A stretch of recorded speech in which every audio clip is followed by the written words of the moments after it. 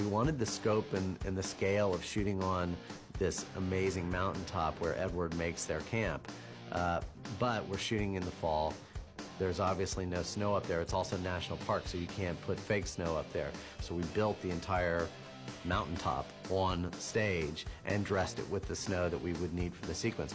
The studio space, of course, limits us to how much of the mountaintop we could use. So that is how we sort of created this bowl where the tent is and put it inside the stage and basically recreated that.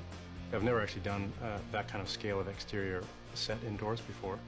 We had probably 50 people working on construction, painters and greensmen.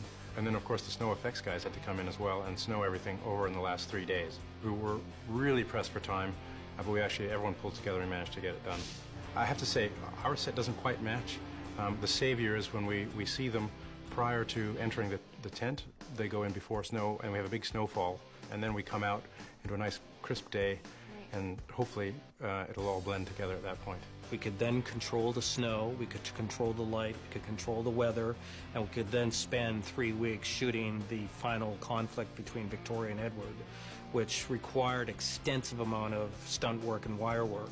It's sort of this incredible feat was accomplished, just building this amazing set so that we could film a very arduous, very complex sequence without having to be exposed to the elements of Vancouver weather in late October.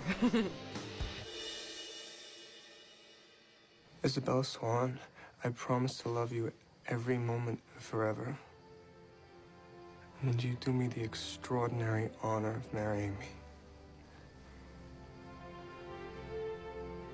Yes. Bella's engagement ring, it shouldn't look like the ring that you want to go out and get tomorrow. This ring should look old-fashioned. It should look out of date. It should look unusual and kind of make you stop and say, oh, you know, that's an engagement ring. It's different. Basically, the ring was built in 4 different attempts. This is the first ring that was built, which was our first attempt.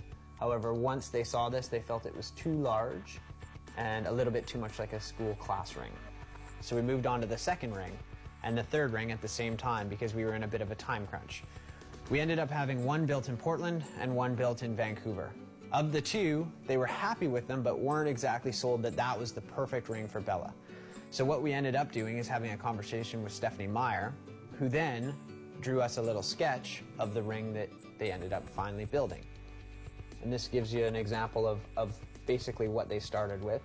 From there, they saw the wax cast and said that they wanted diamonds throughout, more of a pave style setting. And this is the final result.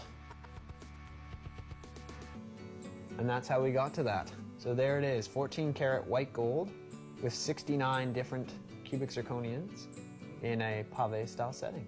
I was really excited with what came out of it because it looks exactly right. And I've seen other attempts that came close, that looked similar to what was described, but this one was spot on, and so I'm really excited about that.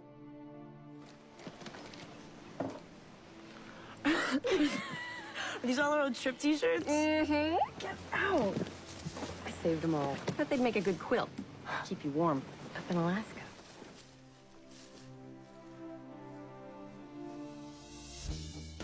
And here's a look at something else that's very neat from the movie. This is the quilt that Bella's mom gives to Bella in Florida. What we did to start out was we started